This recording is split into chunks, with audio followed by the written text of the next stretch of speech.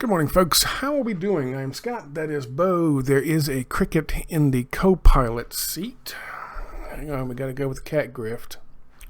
It's an important grift. Hi, cricket. She's like, man, you just exploit me all the time. Good morning, everybody. Today is the 3rd day of April 2022. It is Sunday. It is early in the morning down here for a Sunday. It is 10 o'clock in the morning. You're looking at my breastises. We're going to do that. You can zoom in just a little bit. All right. As I promised to someone yesterday, we are going to talk about this thing panel hosted by Whitney, Webb, and Off Guardian. Such an important topic. The Off Guardian, I don't know if Cat Black, the Black Cat, whatever her name is, was involved in this decision to do this or not, but there's Kit Knightley. I thought he was, isn't he? InfoWars? I don't know. Matthew Ehert, the guy who says he was a senior something at American University of Moscow, which was a fraud, by the way. Doesn't exist. Never did exist.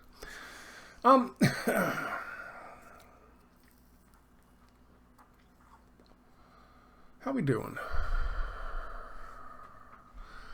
Tom here is apparently maybe the only one I haven't heard. I guess Matt and Tom are taking the Russia's not part of the World Economic Forum Great Reset agenda, and Riley and Ian are taking the it's all good and bad. They're all the same line.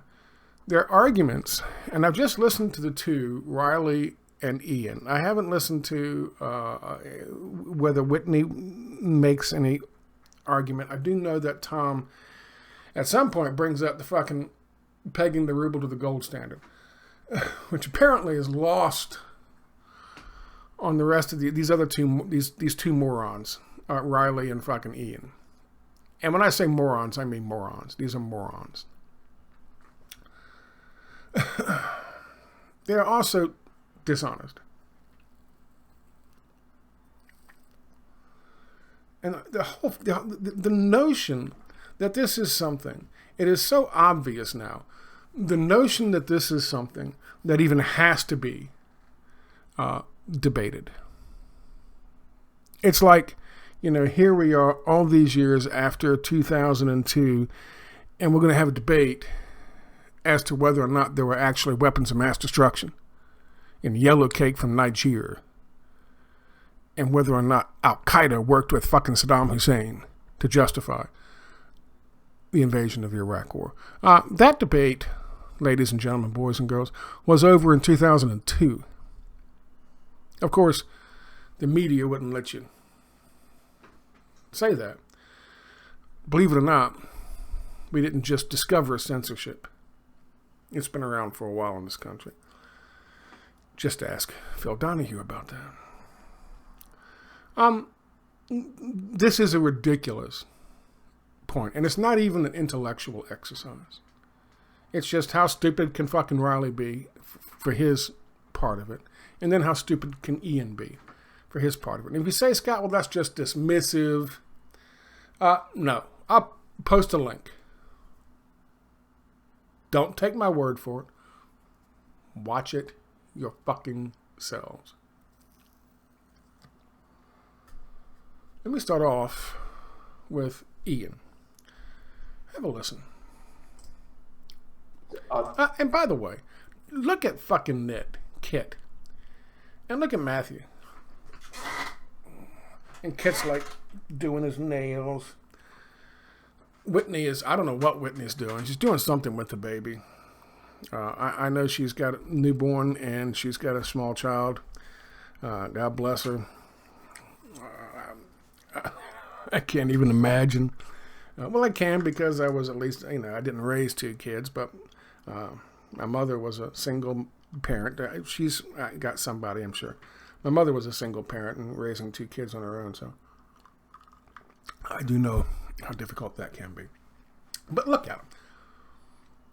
They're not even engaged. Whitney is more than anybody else. Tom is. His head's about to explode listening to Ian. This thing over here, Riley, with this stupid smile on his face, and he can't even get the camera up high enough like everybody else has a camera at eye level at least, maybe even up higher. No, Riley's got to have you looking up at him. He's got this fucking idiotic grin on his face the whole fucking time. But let's have a listen to Ian for a second. Thought was interesting. We were talking about Russia going to a gold standard. Well, that's not as if going to a gold standard suddenly removes the usury that we are accustomed to. We had just as much usury in terms of fractional reserve banking when we were on a gold standard. In fact, the gold standard started the whole process. I get Tom's frustration. Ian's a fucking idiot. Either he's an idiot or he's a liar. And this is the Russia's part of the World Economic Forum side. And the Off Guardian is definitely going to get as good a representatives as they can to come out there and push that shit. They should have got James Corbett. I'm sure she asked James Corbett, but James Corbett didn't. I don't know how many panel discussions he does where he has to sit around and say nothing for 20 minutes and then only allowed 5 minutes to speak. I'm not sure how many times he'll do that. However, these individuals, Riley and Ian, did. Ian just told you that the gold standard is not going to change anything because usury. As if the purpose is just usury. There's nothing else involved. The gold standard is a big fucking deal.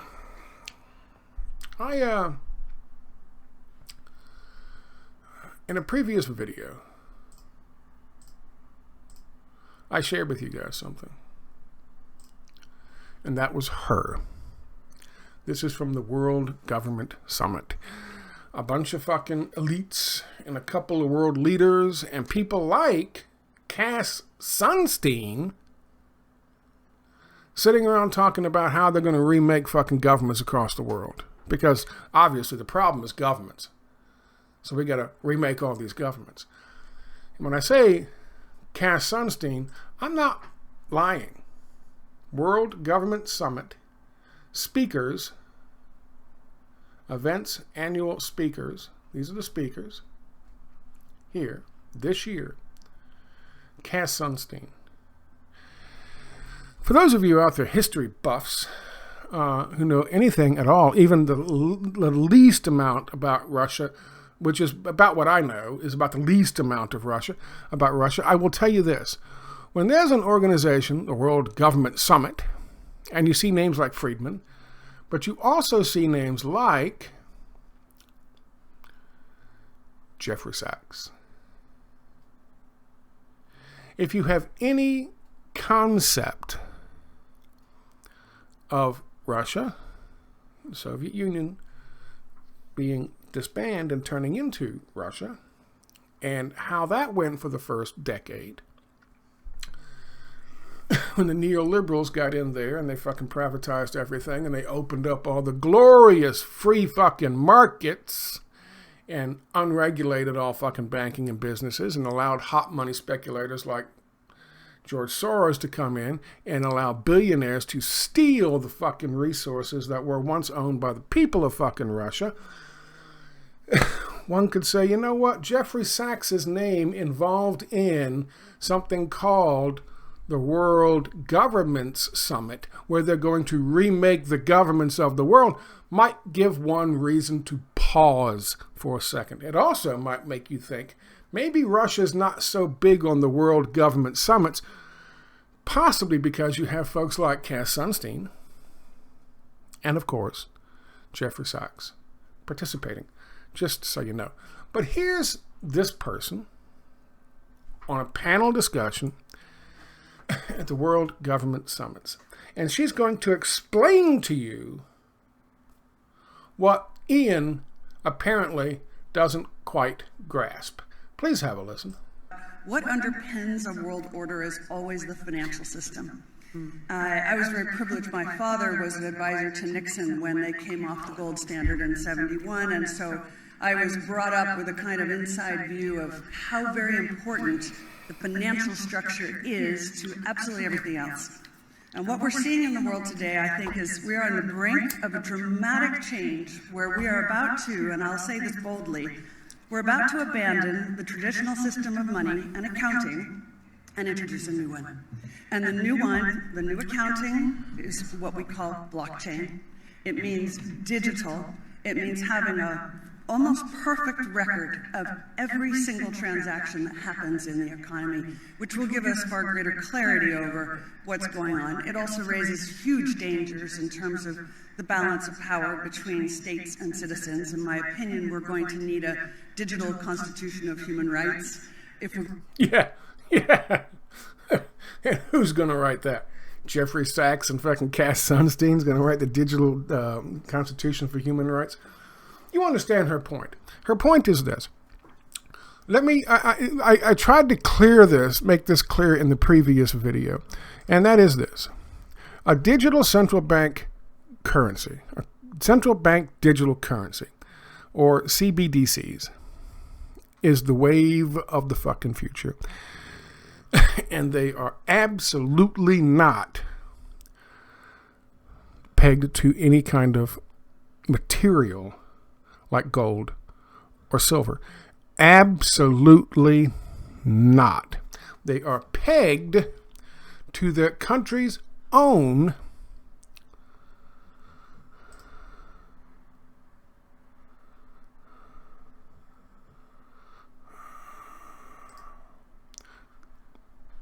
fiat currency. Vestopedia talking about cryptocurrency and what are CBDCs? Central bank digital currencies are digital tokens similar to cryptocurrency issued by a central bank. They are pegged to the value of that country's fiat currency. More specifically, understanding central bank digital currency, CBDCs. Fiat money is a government-issued currency that is not backed by a physical commodity like gold or silver. That is key. The digital currencies, the blockchain currencies that are a foundational aspect of the new world order, of the Great Reset, of the Fourth Industrial Revolution, of putting everybody on a fucking digital ID. Everything is there. All your fucking money is there. But it cannot be backed by gold. It cannot be backed or pegged to gold or pegged to silver. It cannot be pegged to a hard, tangible substance. Okay? That way they can value it, devalue it. It's completely unregulated. It's just poof.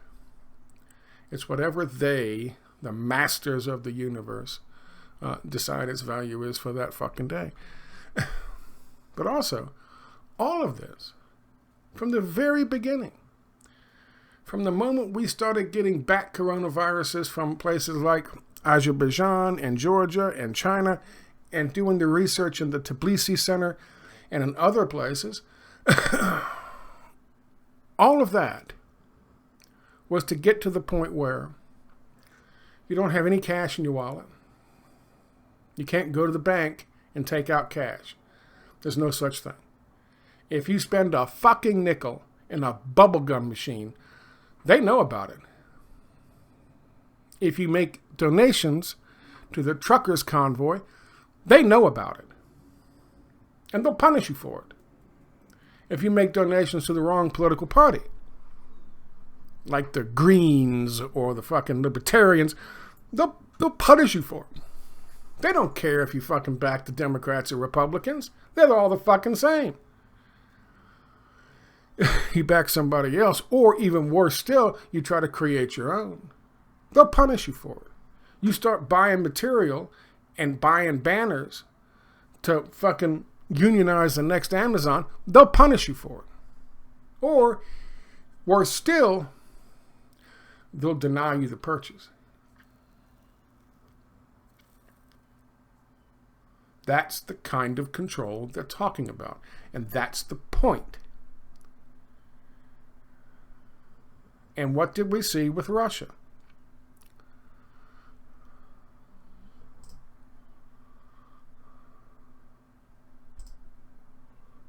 God damn it. By pegging gold to the ruble. They didn't peg gold to the ruble, they pegged the ruble to gold. Thank you very much. Russia, again, this was a translation site. Russia has just wiped out the dollar's cloud. And they did. But it's not only a slap in the face to the hegemony of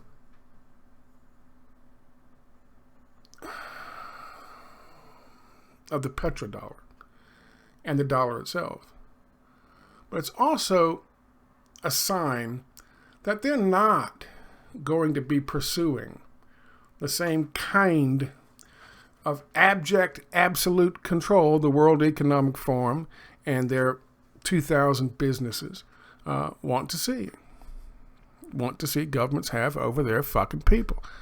It's just, it's different. Now, I'm going to argue, I'll give you basically my pushback on that is idiot. First of all, so his statement about, it's still usury, it's just fucking stupid. It's just stupid. And then,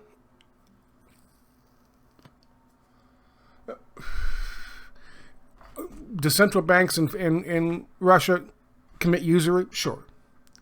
Are they based on the premise of usury? Sure. But does that mean they are, because they do that, does that mean that they are in league with the Great Reset? Of course not. His argument, Ian's argument here, which I wish I could say was a sound one, is not. He starts his 5-minute segment off talking about, they have their own Great Reset they're working on, Russia and China, and they have plans to do exactly the same thing that the World Economic Forum is doing. Well, I've just shown you via pegging the ruble to gold, they obviously are not. And we'll talk about more of that when we get to Riley here. But his point is that all they're doing is the exact same thing, but it's a power struggle. They want to be more in charge than other oligarchs in the westernized world, which is basically what the World Economic Forum is. It's just it's the big club. When George Carlin talks about there's a big club and you ain't in it, you're not in the World Economic Forum. That's the big club. Now, his argument falls apart upon any close examination.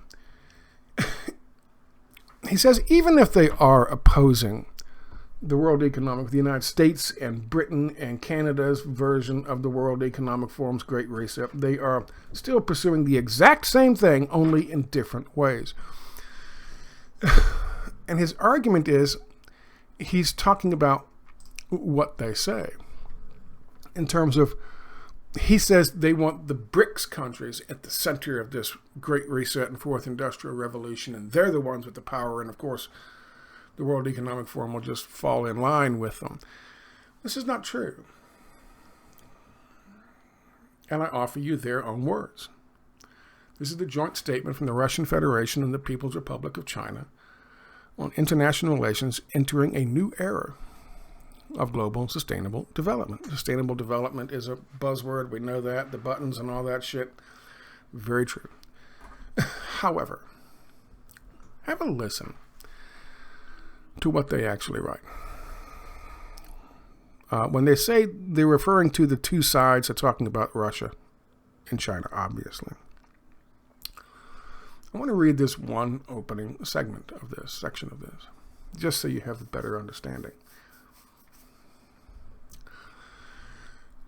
Today, the world is going through momentous changes, and humanity is entering a new era of rapid development and profound transformation.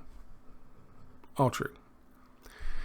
It sees the development of such processes and phenomena as multipolarity, economic globalization, the advent of information society, cultural diversity, transformation of the global governance structure, and world order.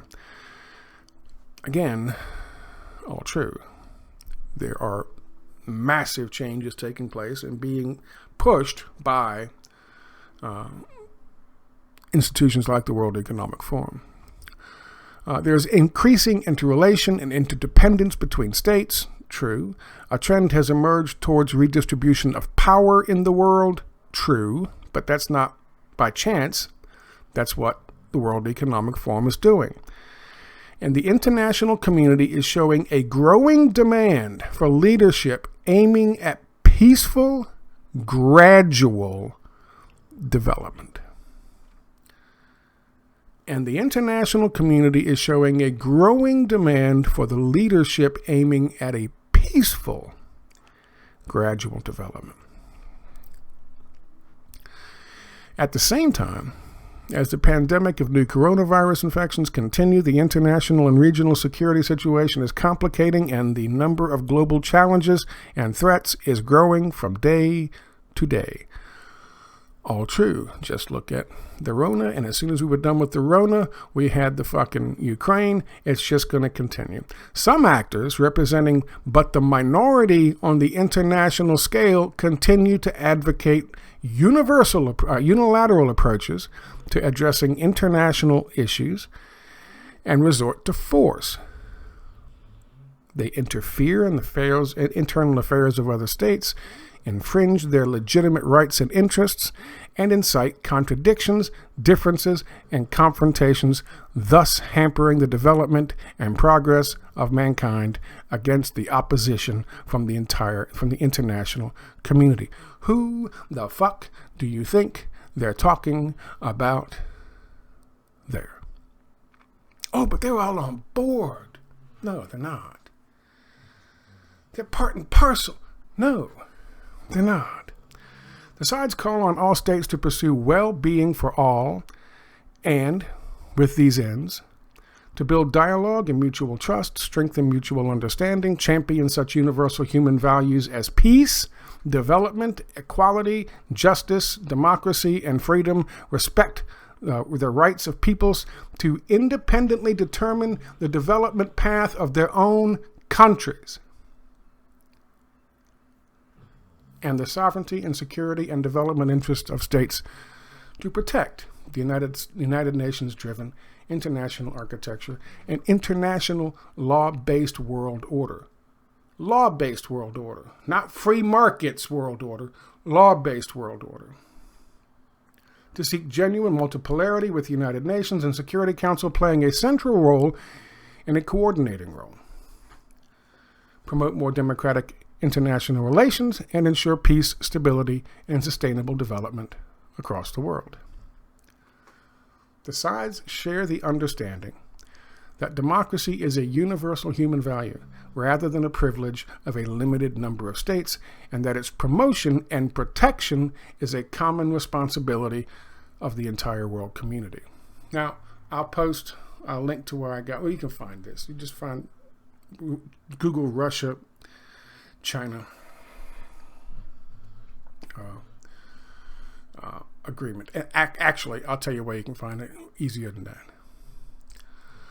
One of these has links to all of these. Here it is right here. Just go down to my video from March 26th, this one, and you'll find links to it.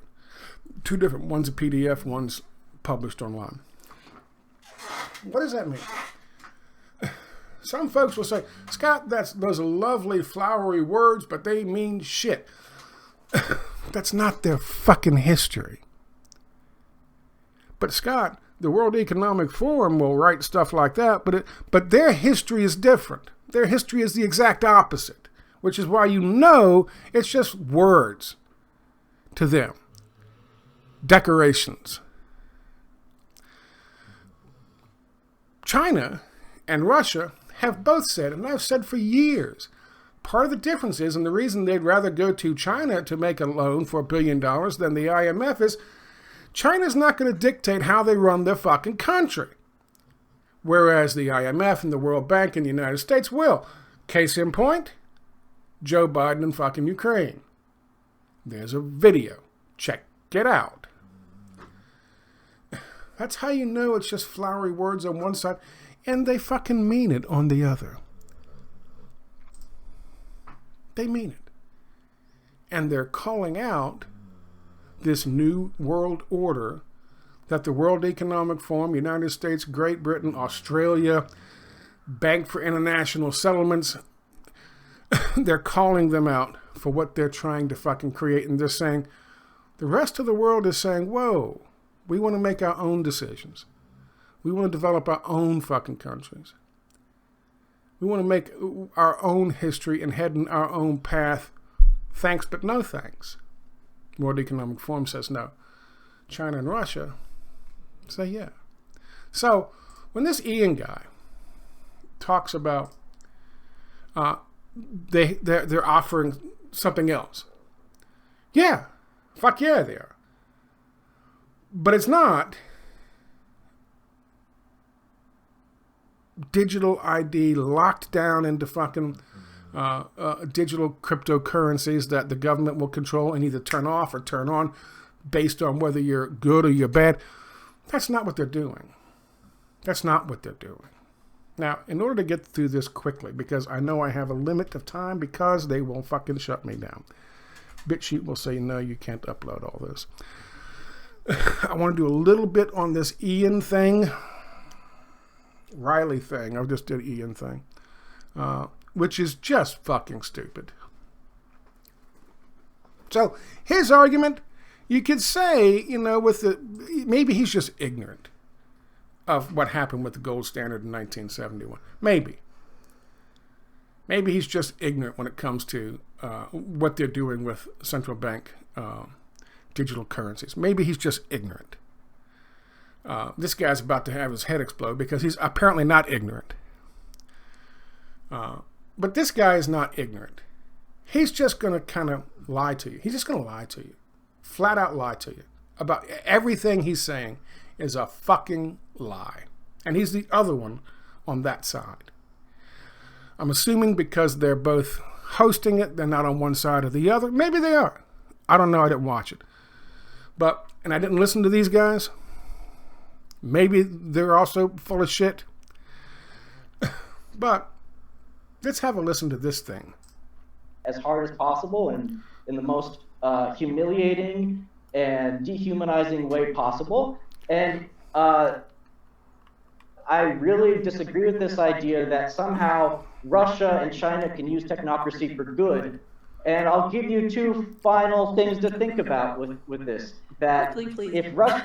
Okay, I'm not going to do that. I lied. I'm not going to tell you anything more. Sorry, just trying to keep it a little organized. It's fine. It's fine. Okay, well, I mean, you'll have a chance to talk again, right? I mean, it's not like this is your only chance to say anything. So, I guess, unless Kit has anything to say, we'll throw it to Tom and Matthew for, I guess... I think it was here. I'm more sorry. People to get vaccinated is good. A week later, he lectured Russians who haven't been vaccinated, accusing them of making irresponsible choices that kill. Vladimir Putin also gave the Order of Alexander Nevsky, like this fancy state award, to Alexander Ginsburg, the alleged developer of Sputnik V, which, by the way, is totally unproven based on a platform that has absolutely no history of being safe or effective. Okay. You get the feeling. Russia's doing everything. He's using the fucking Rona to do the exact same things that all the rest are doing. There's no mandate. There's no mandate. in Russia. So Australia, Austria, people living in Canada still are fucking locked down because they haven't gotten the fucking vaccine. He says there's no prosecution for people who are unvaccinated. There's no fucking fines for people who are unvaccinated. And in fact, one glaring problem with Riley's argument is that Russia, according to this New York Times article, which was December 2021, Russia is still about one of the least vaccinated fucking nations in Europe, at 56% at the time. He's going to tell you that, you know, oh my God, this untested thing for Sputnik. Sputnik is a what's called non-replicating viral vector vaccine. And I had to look it up. But there have been multiple non-replicating viral vector vaccines used in the past. One was for Ebola. There was one in West Africa. There was one that was used for respiratory syncytial virus, one for HIV, and one for malaria.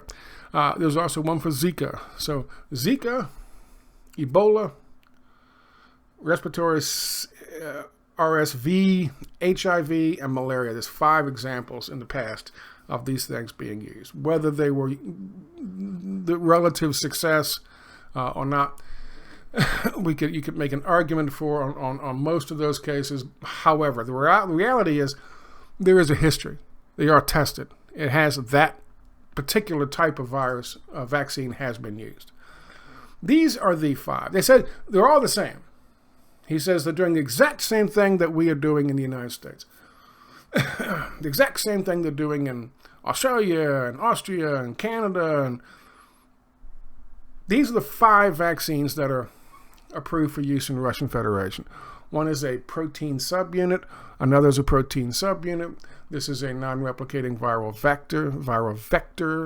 Another non-replicating viral vector, and an inactivated. The inactivated is the typical traditional version of a vaccine.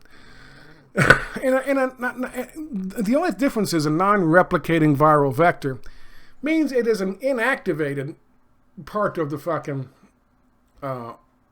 virus, but it's cased in something that won't allow it to fucking replicate inside your body. That's the only difference. But it's almost like, if I'm correct, it's almost like an inactivated. Those are the 5 that are approved. Notice what's missing. Notice what's missing. Here's an interesting article for you. And I thought you might like this.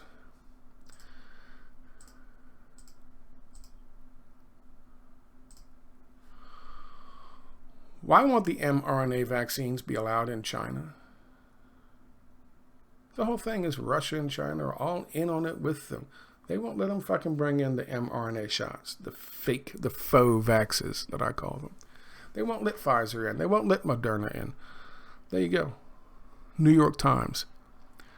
Not making that shit up. Why won't you let us in? But it's all the same. They're all doing the exact same thing. No, they're not. No, they're not. They're not allowing fucking mandates. I don't think they're allowing business mandates.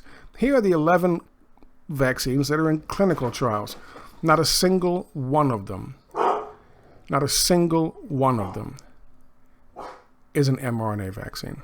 Someone's knocking on my door. Give me a second. It's probably the homeless guy looking for a fucking cigarette.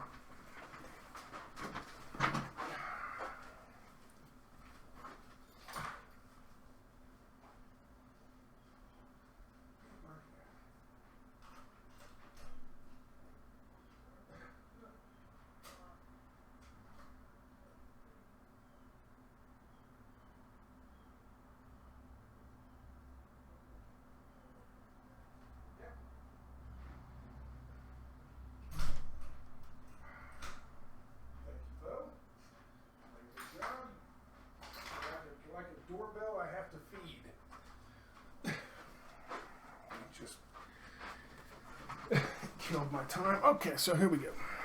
Let's see what we got going on now. This is it. A non-replicating viral vector contains a genetic material packaged inside another harmless virus that cannot copy itself. That's the technique. He's also going to mention digital genetic passports. Oh my God, digital genetic passports. That's just the same thing as digital IDs, but it's a passport, but it's got your genetic code on it, and you got to be issued these. He mentions issuing digital genetic passports. He's lying to you.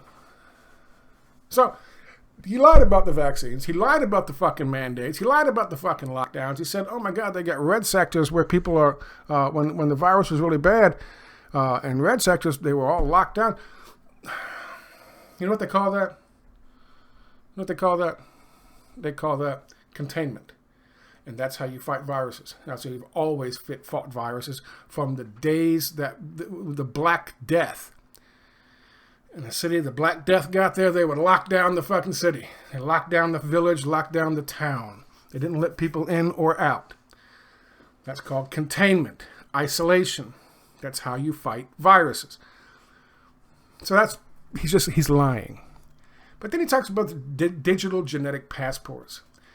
2019 outcomes, they came out, 2021 they came out with this statement about genetic passports. And they want to get genetic passports on all Russians. The idea is this.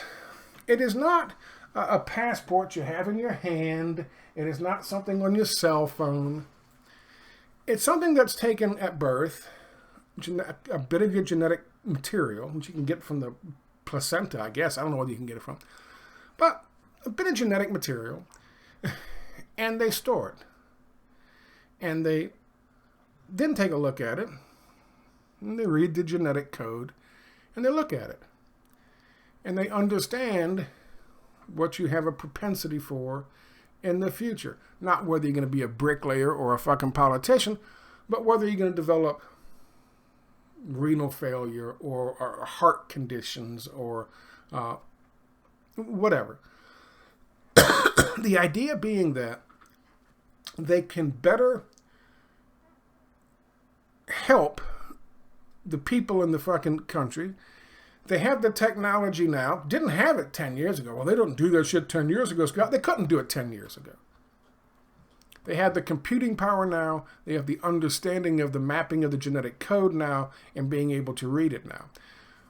I'll post a link to this. There's a good kind of pushback on this, and that a doctor is saying that we're just not quite there yet in terms of what we understand, what causes genetic or hereditary respiratory issues or depression or migraine. We're just not quite there yet. However, that doctor says, even though he's acknowledging that that's not there yet, he said collecting the material now and starting the data, the bank, as long as nobody has access to it, starting the bank in which these passports are kept, your passport, would be good for the future because we're going to learn more, and computer programming and computer analyzing is going to become better and more powerful. So in the future, it would be a good idea if, say, me, I have a family history, and then because the family history is meaningless, just because it's family, it's part of my genetics. So if they could have told me, you're going to have blood clotting disorders when you're 40, we could have been doing something in order to prepare for it. Does that make sense? That's what he's talking about doing. It's not something on your phone. It's not a little booklet that you got to carry around, which is what this guy pretends it is. These two, if they're not just flat out lying, they're too ignorant to present a rational case. They've both displayed ignorance of the subject matter, which they brought up, now he didn't bring up the fucking gold standard. The other guy brought up the gold standard as proof. Listen, douchebags. Douchebags. Listen, guys. He went and pegged the fucking ruble to gold. That's the most great reset thing you can possibly fucking do.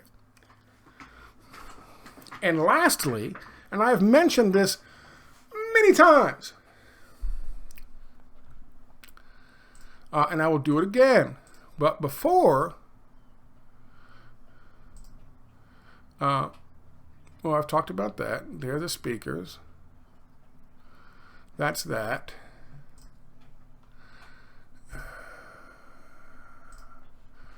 The last time I mentioned this was last week. Well, yeah, but last week, during the week. It was 400 companies. Now it's 500. 500 companies have either completely pulled up stock and left, and shuttered their businesses in Russia, or have shut down until Vladimir Putin is gone.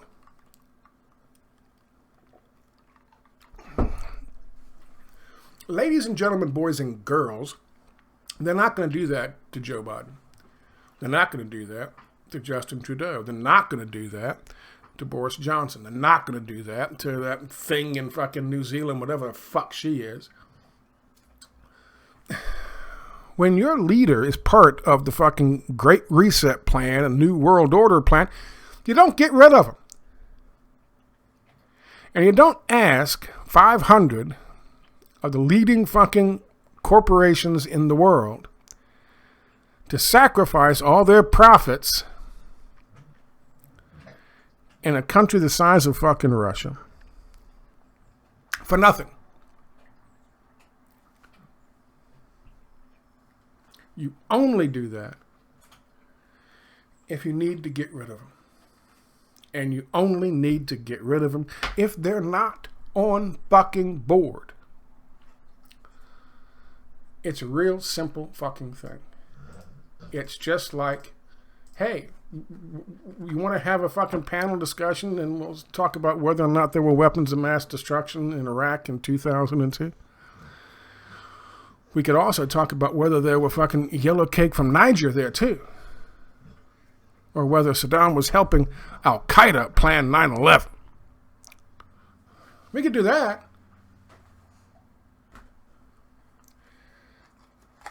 But it's kind of pointless. You know why? Because the evidence is in, the verdict has been submitted, and this is a waste of time. Thank you for your time.